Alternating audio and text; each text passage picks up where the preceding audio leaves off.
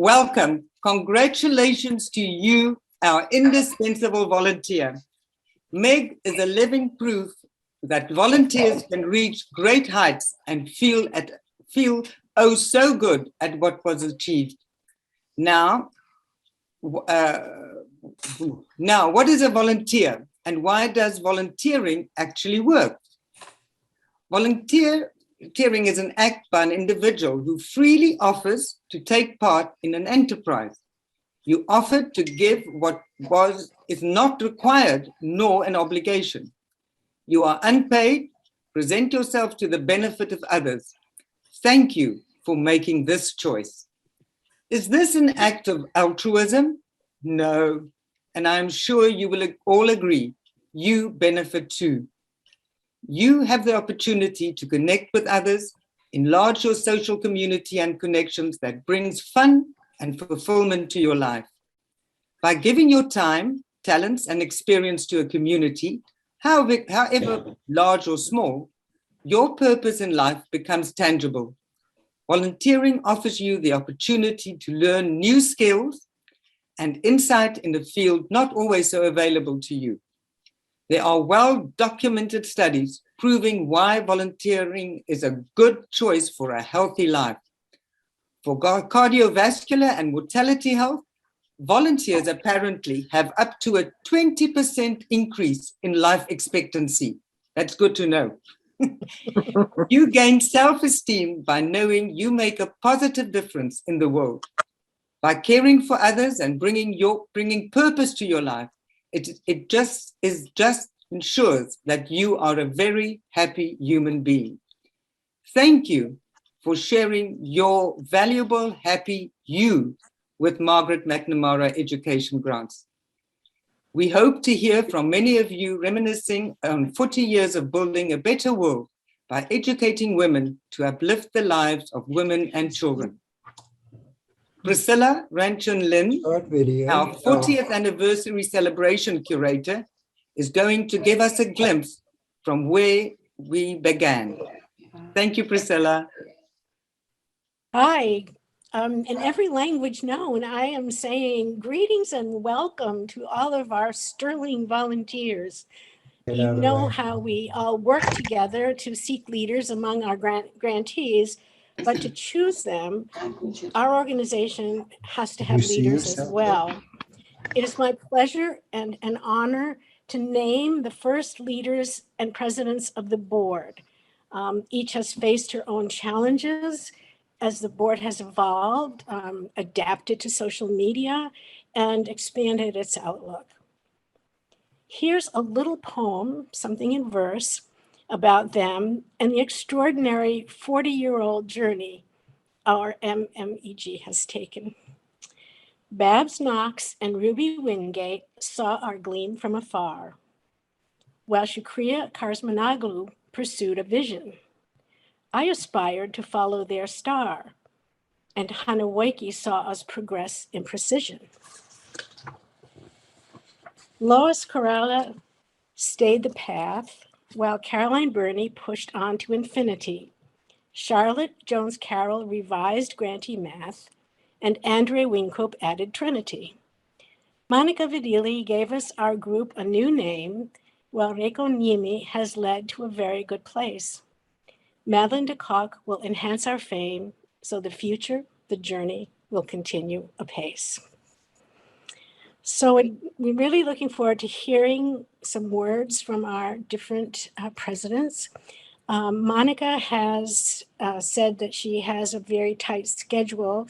So normally, instead of going in a chronological order, I'd like Monica to speak first and then Shukriya, and we'll progress chronologically after that. On to you, Monica. Thank you very much, Madeleine and Priscilla. It's so lovely to be back with you. I really missed you. And well, sorry I have to leave. It's very simple. I need to pick up my son in school. We know this from our grantees who are really struggling all the time to sustain their family while driving a mission. What I would like to discuss today with you very briefly is the feeling of what Madeleine, you were saying, you certainly benefited from being in MMEG, and I really benefited from that. I cannot forget all the skills I learned, all the friendships I made, and all the fantastic inspiration I drew from all the grantees I met. I just love the mission. I cannot find a better mission which corresponds to me. And in fact, when you volunteer, as you were mentioning, you learn a lot about yourself, about what drives you, what values are important to you, and why you're doing that. Why does it matter to you? Why would you spend so much time on that? And this is great because you learn to align your life to what you believe in. And so it's so fantastic. It's true, you mentioned the fact that we rebranded the organization. We had a new visual identity, but we also did other things like we included transgender women. We also progressed on regional programs and expanded significantly the number of grants. And this has been growing steadily. But also we learned to respect each other's opinion. We had the board. The board decided about the branding. I will tell you a secret. There were 3 propositions over there on the table. And I betted on another one, but the board decided otherwise. The moment the board decided, okay, this is the decision. We have to do this together. It really needs to appeal to everybody. And so, yes, it was fantastic to see this growing and to have the momentum with all the volunteers really saying, okay, the world has changed. We need to align our organization to our mission and to what we do. And that's why we did it. And so I'm very grateful for the support that everyone gave to this mission. And all the changes are just adaptation to life, to new challenges. And every time we are knitted together and we adapt. So thank you so much. And I really miss you. I hope that we can see you again, in person in the office very soon, hopefully in January, who knows, but I will stop by. Thank you. Thank you. Thank you, Monica. So good to hear from you. I'd like to turn the camera, I guess it is, over to Shukriya now. Oh my goodness. Hello, Shukriya. Hello. It is so nice to see all my friends and especially seeing that growing my associations, I should say. This is my basic things. I have been working for that from 1987 to 1994. That time we were giving only 1 or 2 scholarships. Now I hear that we are paying more than 65. Am I right? This is a big success. I must congratulate all the volunteers and all the presidents after I left the associations. Now, this is a big thing. I do believe that if you educate the women around the world, we will solve all the world's problems. This is my belief. Thank you so much, Shukriya. Well, I thank you so much for all the volunteers. Well, you couldn't do it without them. No, we Sorry? cannot do that. Well, we have to educate the woman. This is my first opinion. If we educate them, we will solve all the problems. I believe this. Thank you, Priscilla. Thank you, Shukriya. I'm sorry I interrupted you. No, it's perfectly all right. Because of this COVID business, everyone is having difficult time. Right, it's true. Shukriya asked me to be the president after when she discovered that she was returning to Turkey. And, yes, before.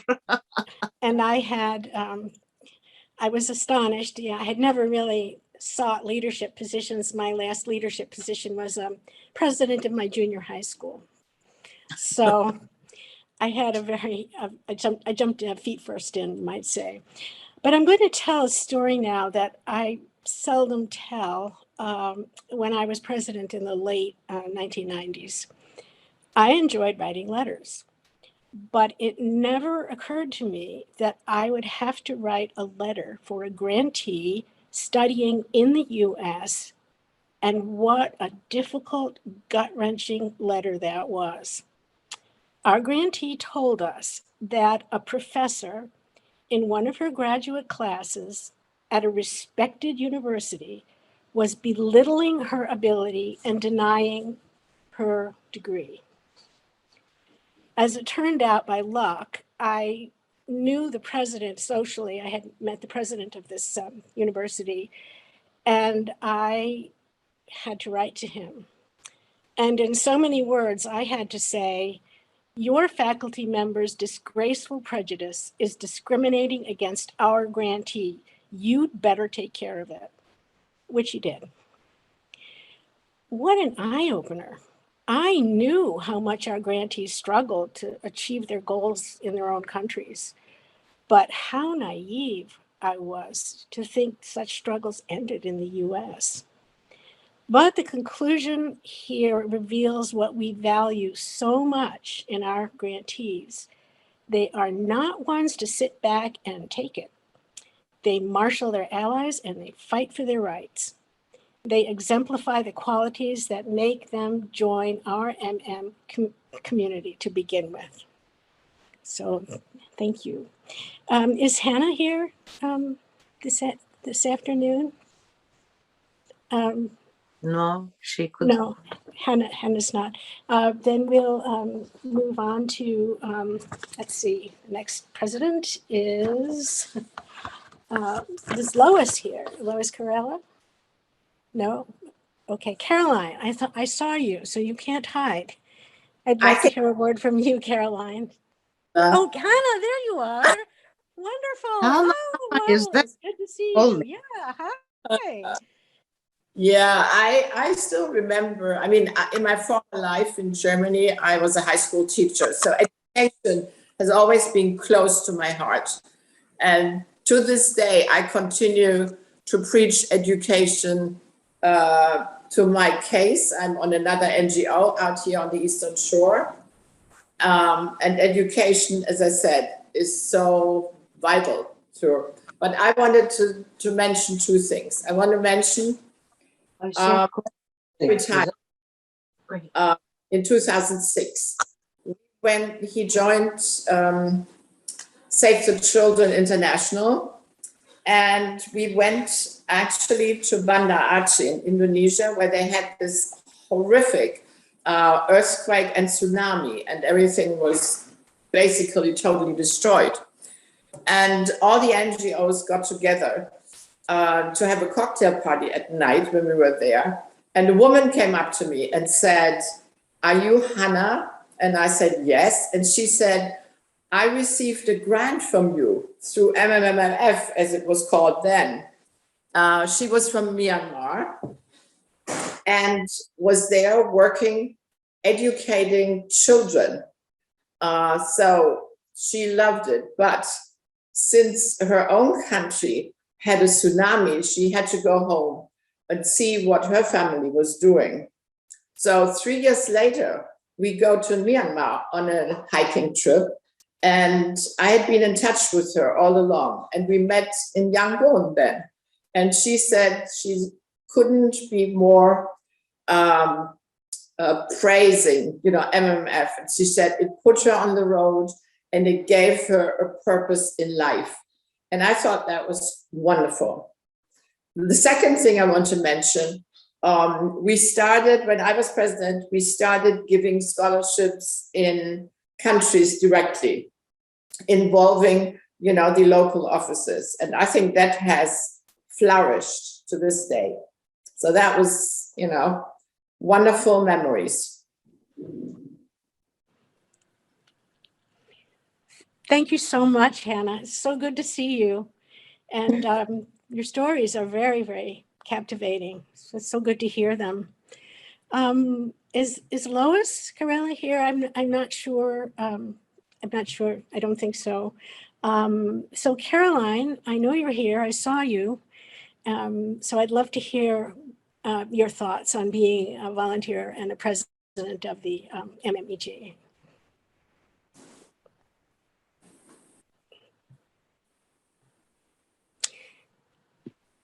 Muted. Muted. Unmute.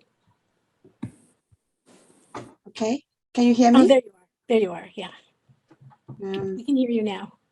Okay. Hello, can you hear me? Yes, yes. Good. I can remember when the first suggestion of the scholarship fund came to the WBVS, in those days wives, executive committee. It was treated with some skepticism, but Babs Knox and Ruby Wingate took it and ran with it. And I don't know if anybody else from that original board is here. Is Margaret Lane, for instance, Yvonne Kendall. The first person who made the first selection was May Payne, who is sadly no longer with us.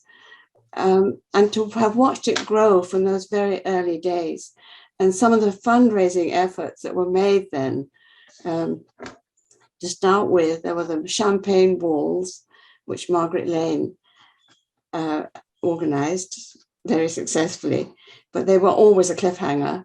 And then, of course, Carla came up with a fair, which took off and has never looked back, I think. And to have watched it grow over these last 40 years is quite amazing, the effort and the number of volunteers who have been involved in so many different ways. I know that I have met a lot of fantastic women through working with it. And it's great to see it continuing and at great strength and going on. So congratulations to everybody who's put in a lot of work with this. Yeah. Thank you, Caroline. It's so good to hear your thoughts on having been involved with this for so many years. I remember when you were involved in WVBS and so supporting of the. That was a long time ago. It was a while back, but is Charlotte Jones Carroll here? I know I didn't see her or you. I didn't see Charlotte. Oh, there you are, Charlotte. Great, Yes, wonderful.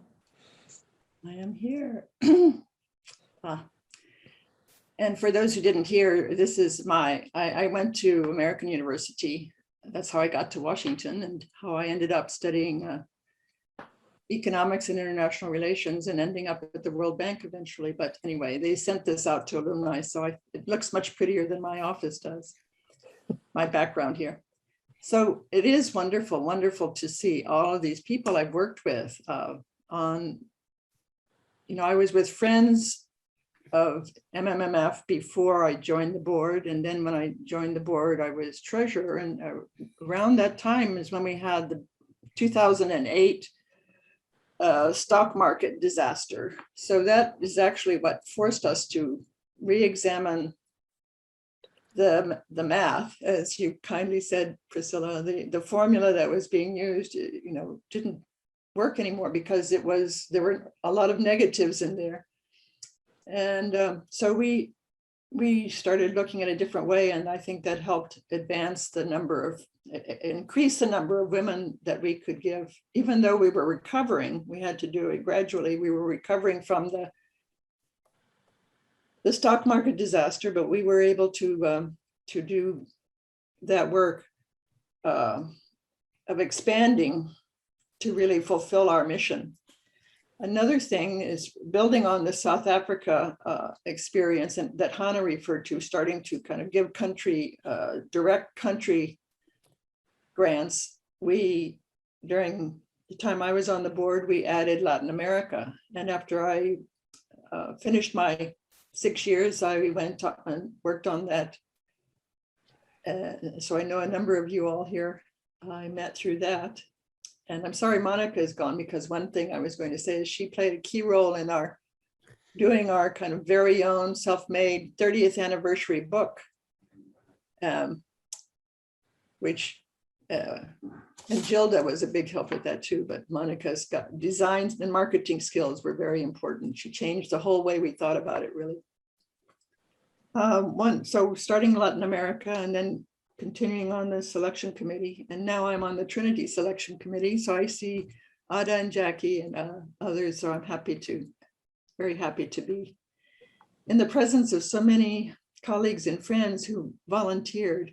I think this really made a whole difference in my retirement. I retired early because I just needed to pay some attention to my daughter and husband before she went off to college. And that wasn't possible while I was working 11 hours a day at the World Bank. So, but then once she was college bound, I really found a need to kind of reunite soul and role, as they say, you know, working on something that gave me a sense of fulfillment and a sense that I was making some small contribution to the world. So yes, it benefited me as it, you know, whatever I could do to help benefit MMEG. So thank you very much for doing this. There was one other thing, I can't remember. Oh, well, I'll have to put it in the chat. I didn't write this down, and I really think there was another important development. Oh, yes, sorry. I knew that always happens. It comes to you when you're about to excuse yourself for forgetting. But the big change that happened, and it was while I was on the board, not necessarily when I was the chair, is that we hired Pelin's predecessor. WBFN decided that it was putting too much of its staff time on Margaret McNamara, which was true, and it was a good thing. So we hired, as Kathleen, we hired the first coordinator, our own staff person.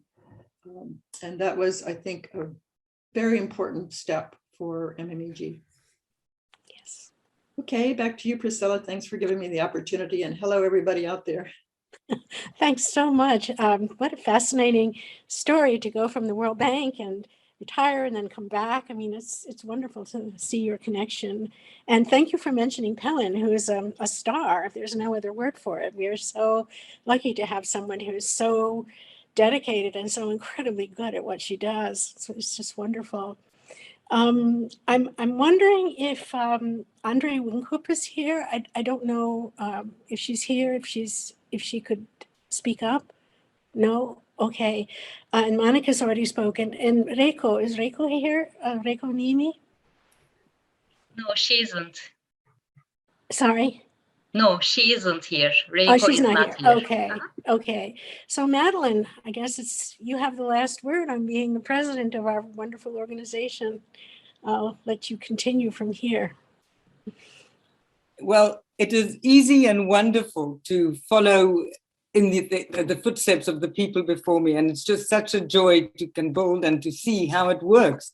And I think what a privilege to be able to know they have the formula that makes it work, and you do your best and it's worthwhile. And I would like now, because it's not only the leaders that do it. They can't be leaders if they're not people who can do the work. So I would like to put my focus now onto the fair. And I know her name has been mentioned, but now Margaret, I want to hear all about those champagne balls. Do you think it'll ever happen again? Thank you, Margaret. Well, I think they were quite successful. It was fun to do. I must say, a fellow who worked for the bank called John Kim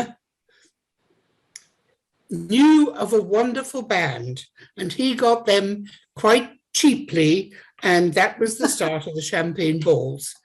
So that was great. I also did the raffles at, well, they were at the balls, and then we did the raffle by itself. And then we also did the raffle at the fair, the craft fair, and that was very successful. I would like to say something about Sucria, who at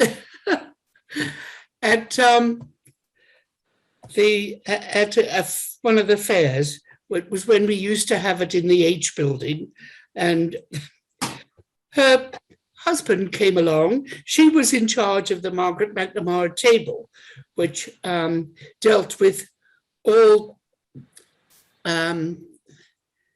everything was donated. Anyway, this poor man came along and she said to him, I think you should buy this painting, which was actually pretty hideous. But she said, kept saying to him, you've got to buy this painting.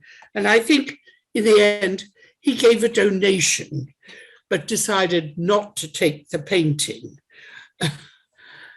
Another time, let me see, in those days, we used to have, there were very many fewer scholarship recipients, and we would pay for them to come to Washington for the annual meeting of wives, WB, BBS, whatever it was in those days.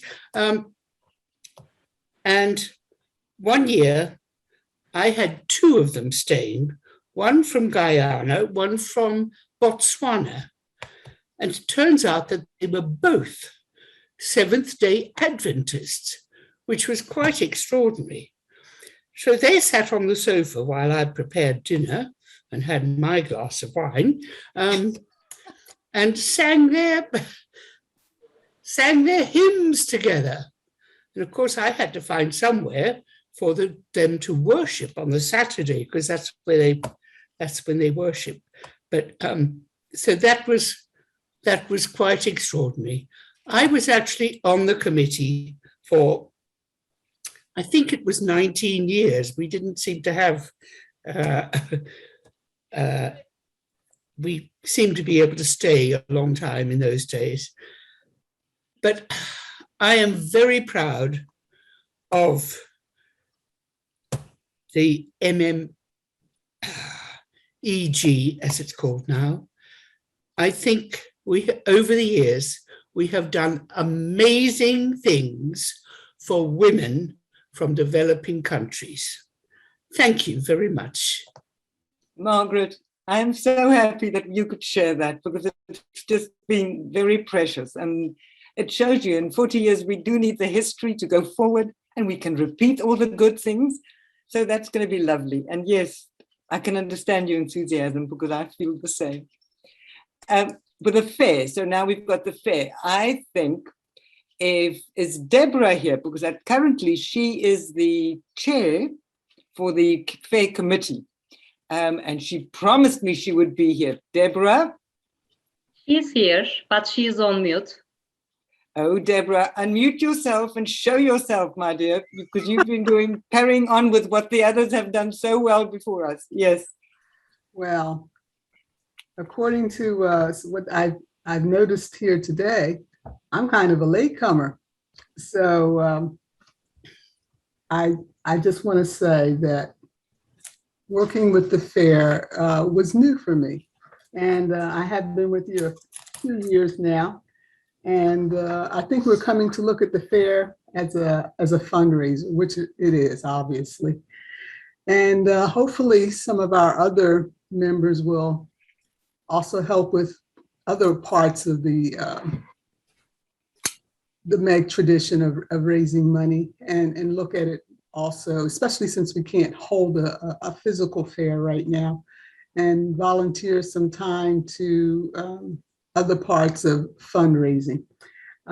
Since I've been working with you all, there's been a lot of work, and more work, and more work. But the good part is it's also been fun, and a lot of fun. And working with the women and the men, let me say, we do have a few men who also work with us during the fair. The vendors, getting them together. Working with people is a challenge, but I have to say, working with everyone in this group has been a wonderful challenge and a lot of fun at the end. And I personally have felt definitely very fulfilled. I've had an opportunity to meet some great people. I've had an opportunity to meet some people from all over the world, even in our own group. I've had an opportunity to meet someone like Palin, who makes organization look like it's a snap. And I know personally that it's not. her husband is joined in with us. We just wrangle everybody from everywhere, and it's really great. We can't go off without saying something about how wonderful the bank has been in supporting us through WBFN. Catherine makes my days great. I love coming in. I do miss that, Catherine, coming in and being able to annoy her. Let's be real, but it's a lot of fun. And I've had an opportunity to come in at a time when I could see how much the MEG Fair means to our grantees in the sense of the money that we raise. And I was always one to go around saying, I want them to sell $1 million worth of stuff. I really do, because the more money that the vendors make, the more that we can give to the grantees. And that's a wonderful thing. I have personally been able to experience how much that money means to the grantees. It's made me feel humble, and it's made me feel proud at the same time. It's really a humbling thing to see how much they appreciate the work that we do to give them an extra opportunity, some extra time, the ability to pay a bill that, for instance, a scholarship might not cover. I think that's one of the best things that MEG does, and I can really appreciate that. It's been a support for them personally and to some degree for their families as well as their communities. And when you see how much it means to them on a personal level, you can't help but almost feel like you want to cry. I mean, you really do. It's one of the things that I first noticed when I started working with MEG. When I've heard their personal stories of how much they've gone through, and we are not just giving the money away willy-nilly either. They do meet certain criteria. Yeah. And that's just a wonderful thing. And yeah. I enjoy working with MEG. I can enjoy Madeline calling me MEG and annoying me and reminding me. Well, let's not get personal here, Deborah. Thank you very much. Oh, you want me to stop now? Okay. And I think what it shows, as well is that, you work with a purpose, because although you don't even, you're selling stuff, you're organizing a fair, but there's a purpose behind it all, but you're having joy. And somebody who had a lot of fun while working at the fair is Vim. Vim, I know you here. I want to hear what naughty things you did at the fair. Come on, share.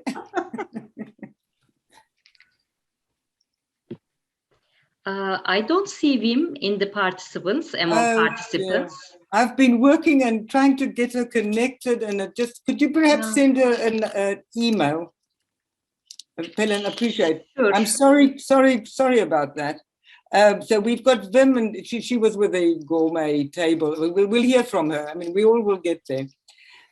Damayanti, I want you to tell us what your experience of being a volunteer, and I know you volunteer at more than one place, so your life looks like Mrs. Volunteer. Could you please share with us your feeling towards volunteering with MEG? Thank you for being here today.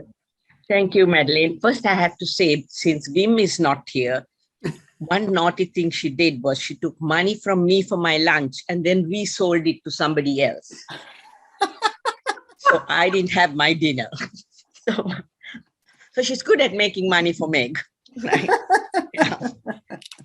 Anyway, so I have been volunteering with the fair right from the beginning. And initially, I would just take a shift or two because my children were in school and I had to work within their school schedules. But after that, I was always at the fair for however many days it ran and did whatever job was required. And I enjoyed it. I really enjoyed being there, knowing we were working towards a purpose.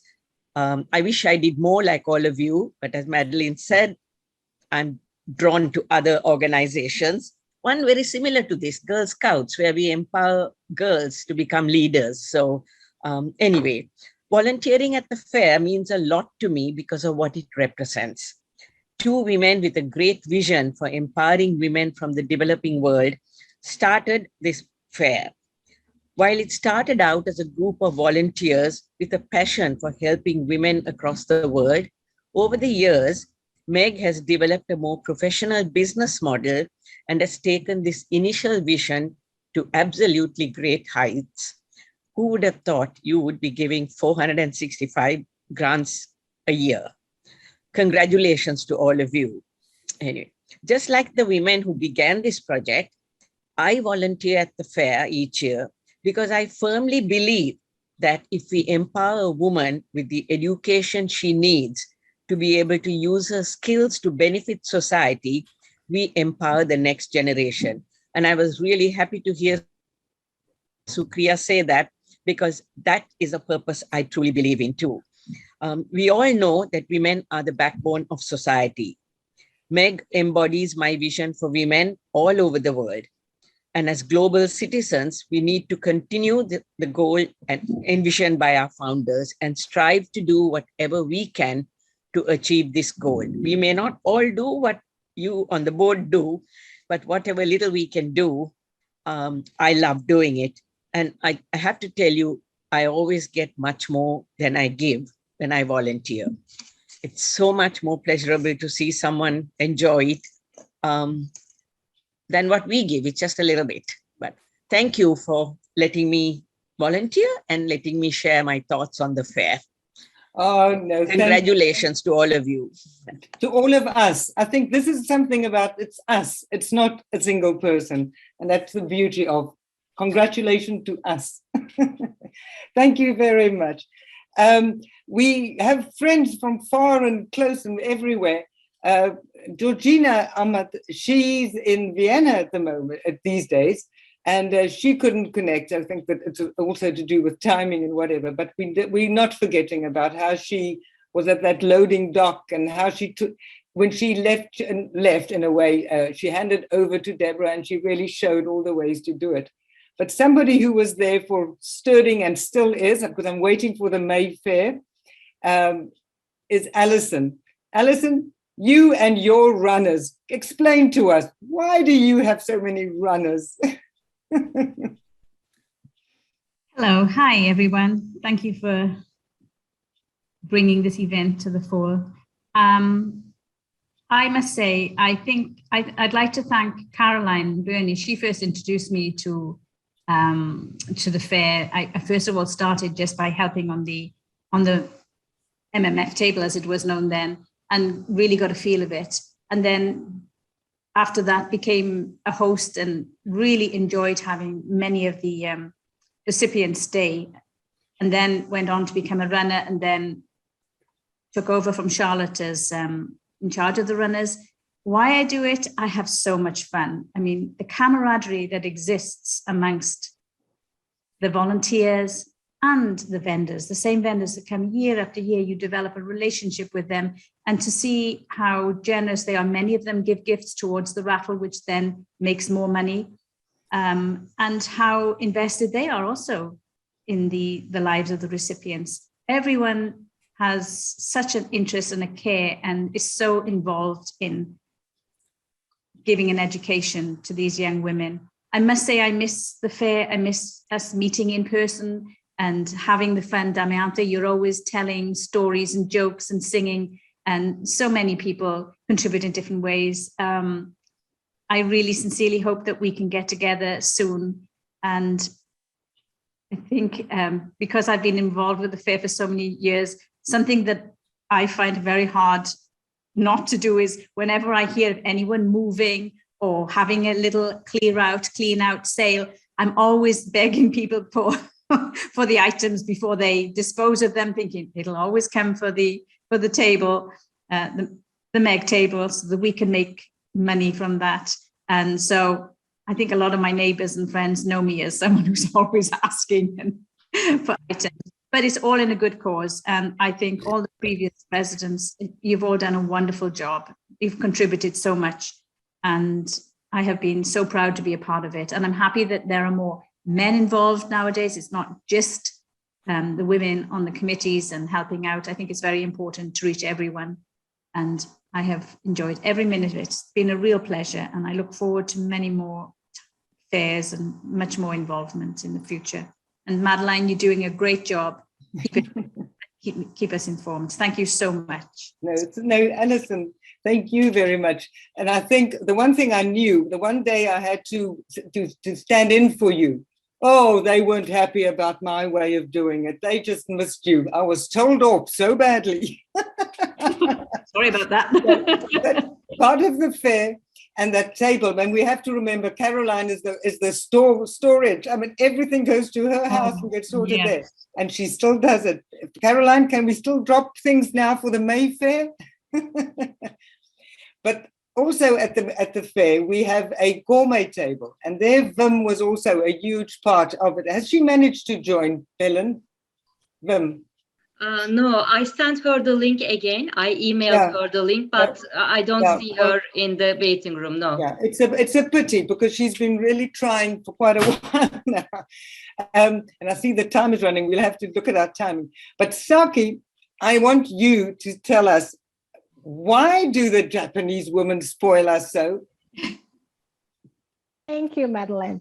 My name is Saki Ono, and I would like to say a few words on behalf of the Japanese ladies group.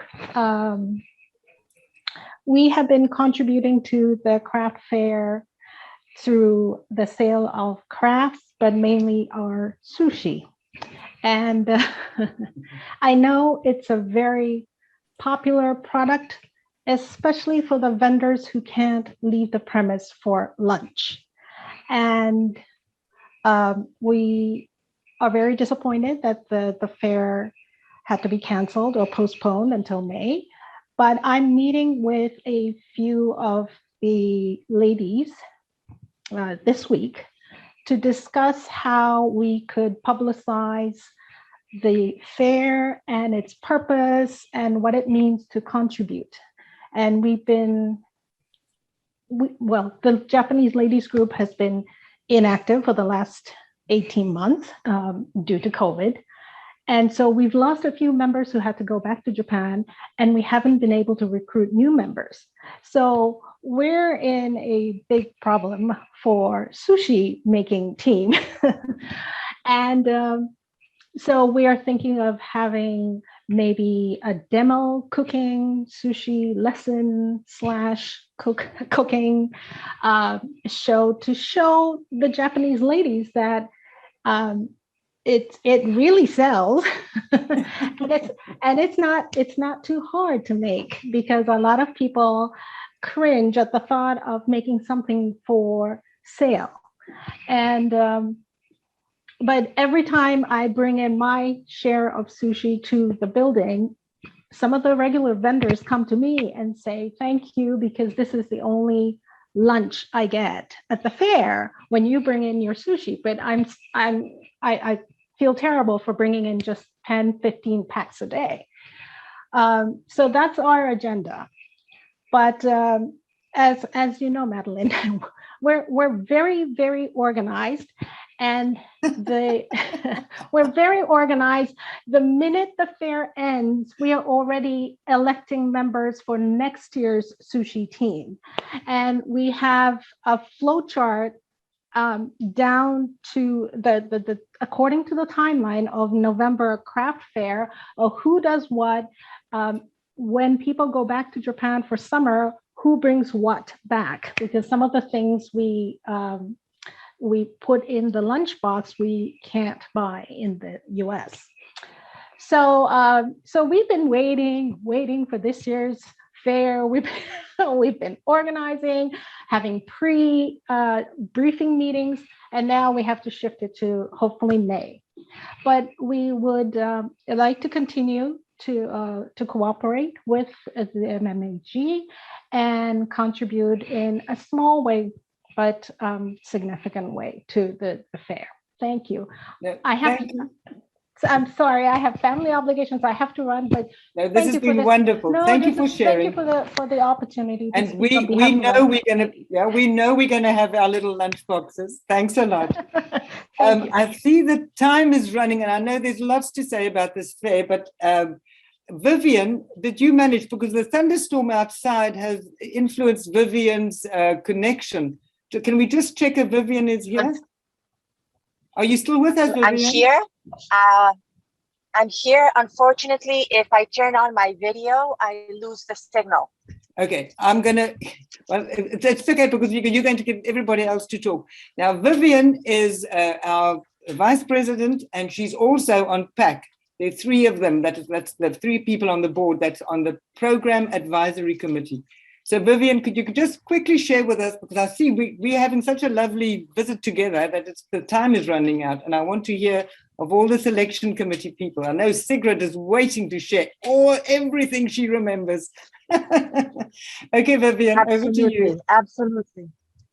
It's truly an honor to be here with so many pioneering women, the original founders of MMEG, which is the foundation with a vision to invest in women, because investing in women is what makes the world a better place. I joined MMEG in 2012 with a pilot program for Latin America. As a reader, I was a chair and co-chair at some point, and this is my second year on the board. So I would like to invite the women who began with the selection committees to give us an idea of how the work of the selection committees has evolved from the beginning. I believe we have Sigrid Global, who would like to share with us her experience. Thank you, Sigrid. Are you on mute, Sigrid? Helen, can you change the mute button for her? There we go. Can you hear me now? Yes, we can. Wonderful. Welcome, okay. Sigrid. Great to see you. Thank you. Well, I was there probably 40 years ago and worked with Harriet Baldwin. I mean, all these people I'm going to talk about have died in the meantime. So I'm the only one, I think, who has survived from right at the beginning. We sort of tried to put together, as you know, our first candidate, or in the first year, we had only one candidate. But we figured out that we would get more applications, which of course we did. And we had to figure out a system how to select the individual students. That wasn't very easy, but in the long run, I'm sure we sort of finally, we had, I think, up to 60 or 70 applications, and we only could give 1 or 2 or 3 grants. So we really had to select the people. And I think it more or less really evolved over the time that we knew who to select. And in the beginning, I think the biggest problem that I can remember was to ask the applicants to go back to their home country.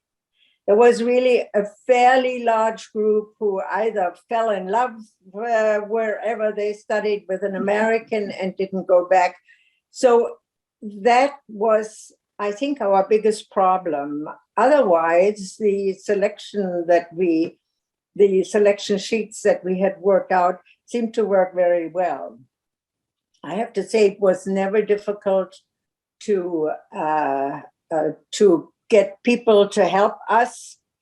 I think I was the selection chair for 4 years or something. And in the meantime, I think after 3 or 4 years, we had trained enough people that we could hand over that job to other people. We made it a rule that people should really not stay longer than 3 years. That's all I can say about the beginning. The board was very small at the beginning, of course, but we also made this very strict separation between board and selection committee. We were very specific about it. I think that was a very good decision, because, and even today, it's very, very strict on that. I think it was a good decision. And of course, we want to thank you for that first grantee. She is amazing. She still is. And she went back to Liberia. And we even feature her in our first video, because she is really somebody, and I've had the honor to meet her. But thank you so much, Sigrid. The foundation of how the selection committee works is excellent. Well done. Thank you. Vivian, are you still there, sweetie? I'm sorry about Vivian. Okay, shame. Vivian was all ready and organized to do this.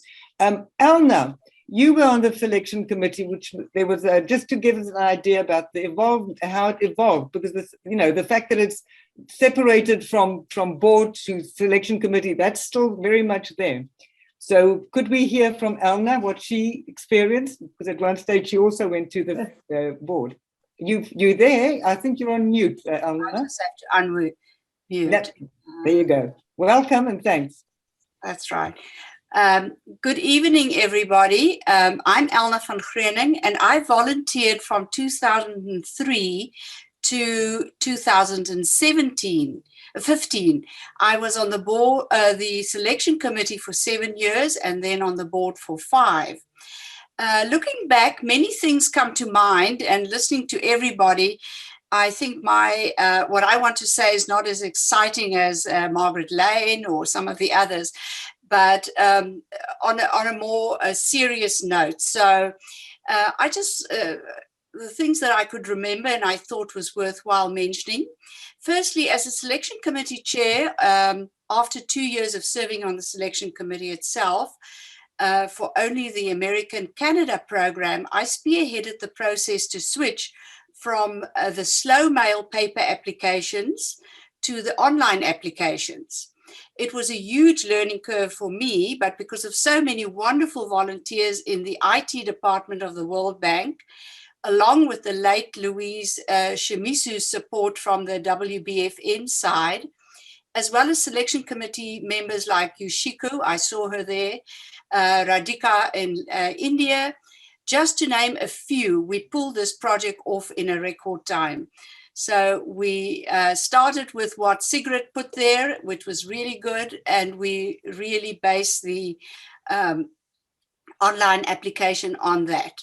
Secondly, the selection process was also updated during my time by adding things like the telephone interviews with the finalists, using PowerPoint presentations to introduce the finalists to the board, and creating a database from which the annual info could be sent electronically to as many accredited universities in America and Canada as possible. We even used high school volunteers to work during the summer to help build this database. So this is clearly, we entered into a very different world of electronics and the capabilities.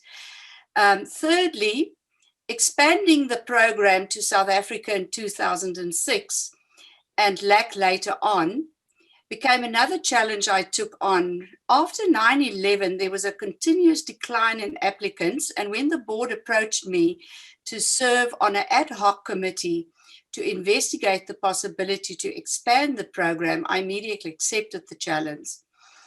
My research quickly pointed to the viability of adding South African universities, and fortunately, because of personal connections at the University of Pretoria and the willingness of the World Bank office there to support us with volunteers, the first selection of candidates was almost seamless in 2007. We had 7 candidates and we selected 2.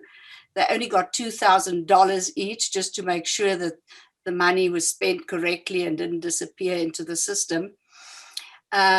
And within the next 2 years, University of Cape Town was added, followed by universities of Stellenbosch and the Witwatersrand. Now, with lessons learned from the South African program and volunteers like Dominique Lalame, Charlotte Jones Carroll, that's there as well, and many others familiar with the various LAC countries, we moved with confidence to kick off the LAC program in 2014. Looking back, the LAC program posed more challenges because of greater diversity of countries, finding suitable universities to add, etc. But today, all that is history, and judging the annual recipients of these grants, I think MMEG can only be proud of the success of both these programs. And lastly, the 5 years I spent serving on the board was definitely a great honor and a totally different learning experience than serving on or chairing a selection committee, and with equally wonderful memories. It deepened my understanding of how difficult fundraising is and the importance of good governance, but also gave me greater respect of those who started this program and other programs like this, because the impact on the recipients is so much larger and long-lived than the monetary value of the grants we give. So today I can only look back and thank MMEG for affording me the honor to serve for 12 years. I've endless invaluable memories, and many of the volunteers and the MMF or the MEG recipients have become lifelong friends. So once again, thank you for enriching my life and giving me this opportunity. Thank you, Elna. No, we all remember the days when you were there, or many of us. Adam, you were there also for the US-Canada program, and would you like to share some of your memories? Because you, at the moment, you start with one program and then you carry on, keep on reading, because there are so many different programs. So she's on the Trinity program. She was on the Trinity program, but initially the US-Canada. Ada, are you still there to share? Yes, welcome. I'm so glad you're here. Thanks. Yeah. Well, I remember the most, was when I came in, everything had to be reading. We need to go into the bank, and it was good because everybody was together, but it was very difficult to read this package with all of the annex for each applicant, and it took a lot of time to make this selection. And you, Madeleine, was the chair when I went in. And during this time, under you and I think it was Reiko that was the second one in there, everything changed and we start reading online at Google. When you finished then and you went to the board, remember that Monica put you in charge of looking for a better way to read all of the applicants. Then that's when you look for Embark, and I think it is a great way that now we can read so easily everything. That is one of the most important things that happened during all of this process that I have been reading in each committee, starting with US, Canada, then I was one of the first who started with this local group for Trinity. And now I'm reading for South Africa. Then for me, that is the most beautiful part, being in this process and see all of the different beautiful women that sometimes I think, oh my God, what I had done. I had done nothing if I compare with all of the applicants that are so great. Then thank you to everybody, and thank you, Madeleine, to be still there working and working. No, Ada, thank you very much. No, I think that's the one thing Ada is showing us. You start somewhere a little bit, and then you become part of this family, and you just keep on going and going. It's like Charlotte. I mean, now she's the chair of Trinity. I mean, you know, so you don't even go off the board and you keep on reading. So that is just lovely. And talking about the program, I don't think Dominique is here. Please, Dominique, say if you're here, then you can share with us about the Trinity one, because that was also a dream of yours. I don't see Dominique here. Okay, Charlotte, that was a quick one. Could you perhaps give us an idea? I know you were talking when the leaders were, but could you share with us now that you are on the Trinity program? Is Charlotte still here? Yes, I'm still here. Of course, great. I had my own idea why it was started, but Andre's not here, and so others might want to fill that in. I thought, you know, we are a nonprofit licensed in DC, so it's good that we maintain a kind of regular presence in benefiting the District of Columbia. I think it's an excellent idea to have that. And it's, Dominique has commented on this, the applicants can be quite different. It's one way that we can serve people who are here as DACA recipients and who don't have much access. They're all local, so we're, sometimes we're interviewing international people attending Trinity, Washington, but I think that's probably a policy issue, maybe referring them back to the US program. But it's so heartening to see the kind of people from often very, very underprivileged backgrounds, I guess is the right word, who have made it that far and who might be working, they might be doing it part-time, taking, you know, as was the case with Latin America, many people have to work in order to be able to pay, and so only take part-time. I think that was a huge, important change to allow people to be considered who are only doing their work part-time. No, but it's very, they're college part-time. Yeah. So and I think that was important. By, you know, charity starts at home. Yes. So and this is what Trinity definitely is. And hearing from others that it's, of course, Ada and Jackie also could comment, but this is a different crop of people than you're after running. You know, people who are US citizens or DACA or US residents anyway. They're great women. Yeah.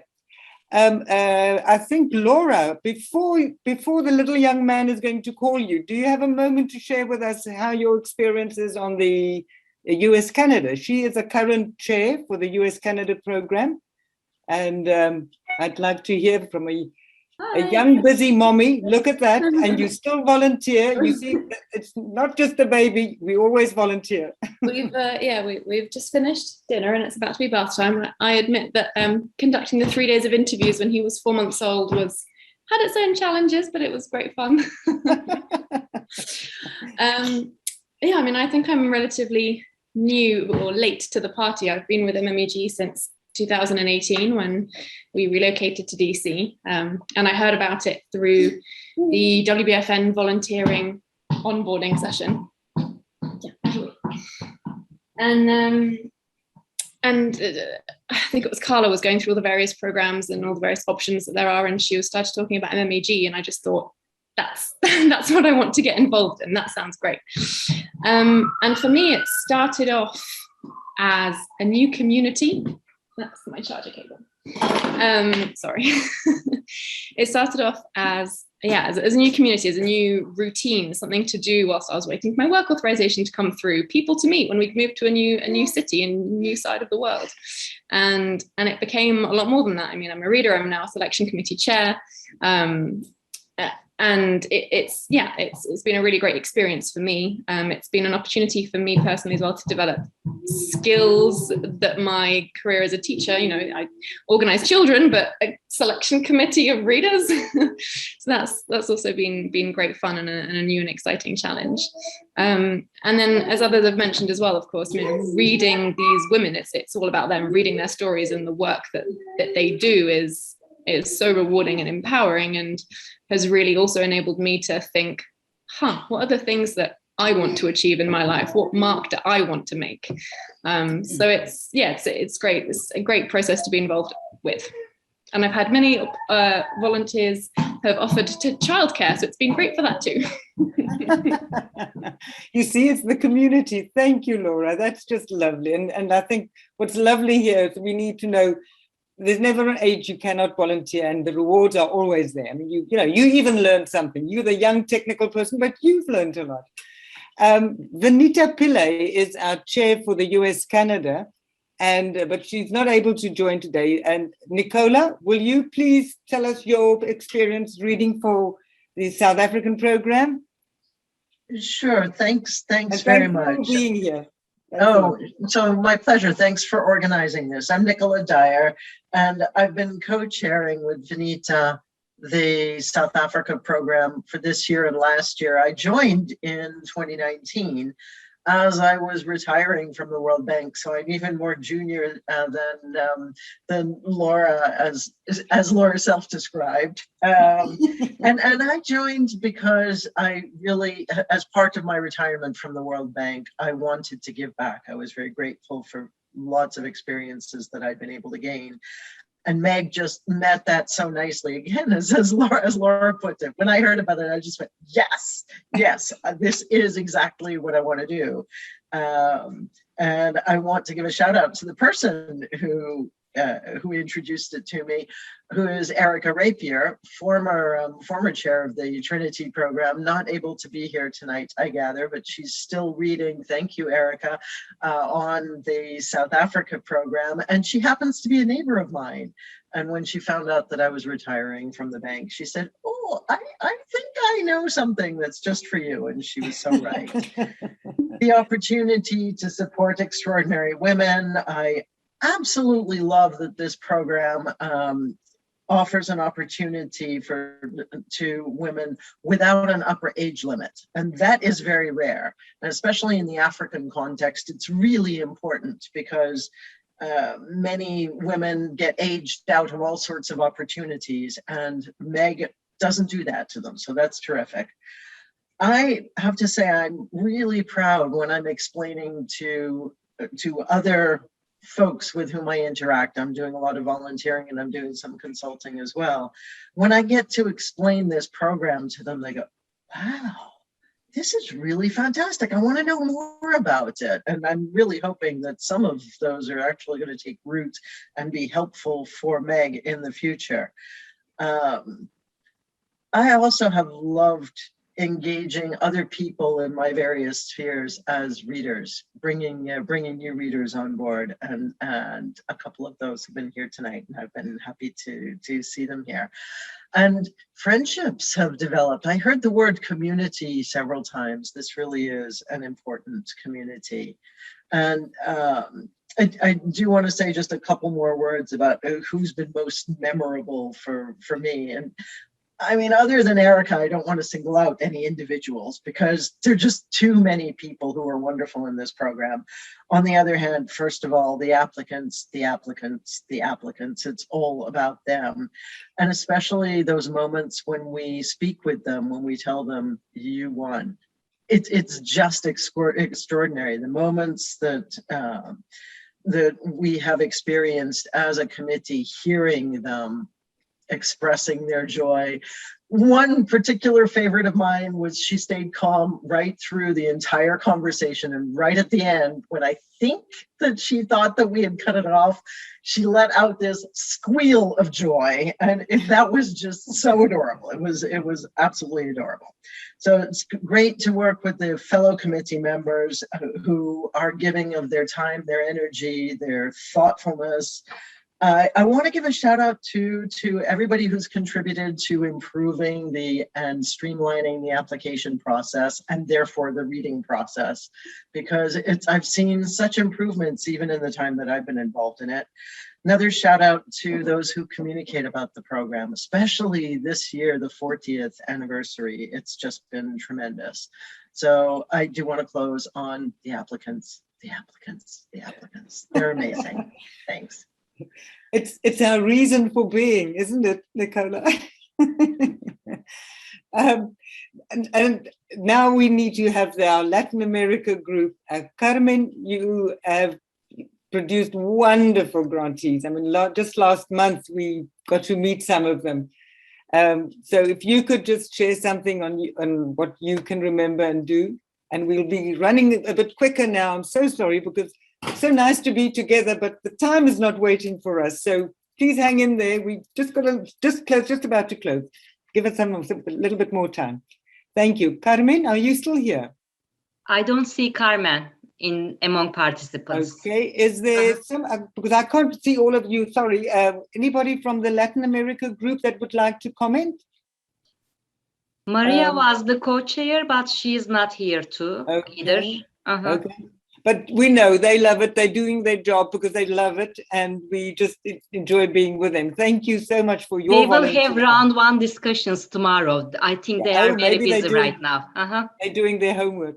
Then we have another group of volunteers. They're not as many as the selection committee, and they're not as many as with the fair, but it's crucial.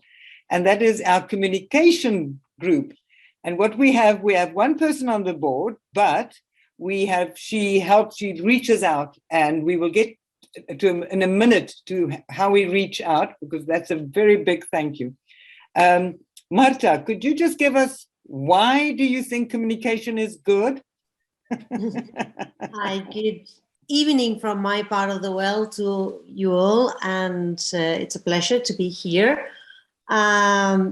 Very interesting and humbling to listen to all your stories about how MMEG has evolved in the last 40 years and how important the work of each one of you and every single volunteer is for an organization that it works mainly 99%. Pelin, you are the fantastic 1%, but we work only with volunteers. So it's amazing that we've been able to survive and evolve over the last 40 years. And I'm with Nicola that the most important thing is our grantees, the applicants and the women who receive our grants and do the fantastic work that we try to support. And we move on and we change and we evolve and we try to adapt to the time. And there is where communications is trying to do its little bit because we can't grow, we can't survive if we don't let people know who we are. So we can get more support, more money, more fundraising efforts, and to show the world the fantastic grantees that we support. So it is easier to have a profile for people to know us and therefore to be able to grow. I don't know if I have 2 minutes to share my screen and very quickly show you the different pages in social media that we use. May I or not? As long as it's 1 minute, not 2 minutes. Yeah, so please let me, no, I can, at the moment, technically, I cannot share my screen. I see Pelin working. Yeah, Pelin is on it, so that's why I said 1 minute. Okay, so here we are.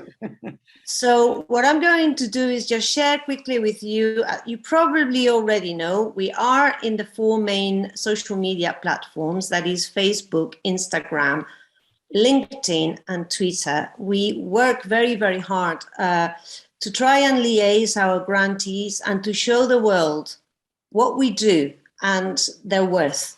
So I'm going to use very quickly just LinkedIn to show you what we post about. We try to do as often as we can, depending on time. And I think if you don't follow us already, please do. Not only because we need your support in sharing, liking, and making the algorithm work without using the money that we have to give to these fantastic women, but also because you would be informed of what is happening at all times. And I think this is the fastest, quickest, and most efficient way to keep in touch with the work that I know all of you love. So if you're not very active on social media, I'm sure you know of people who are active on social media, and it would be fantastic I'm going to stop sharing. I don't know. I have a problem with the top thing that, yeah. So that is Instagram. That is Facebook, which you probably know. We post the same information on all 4 platforms. We are also very active on LinkedIn. So here is what we are in LinkedIn, and we also use Twitter.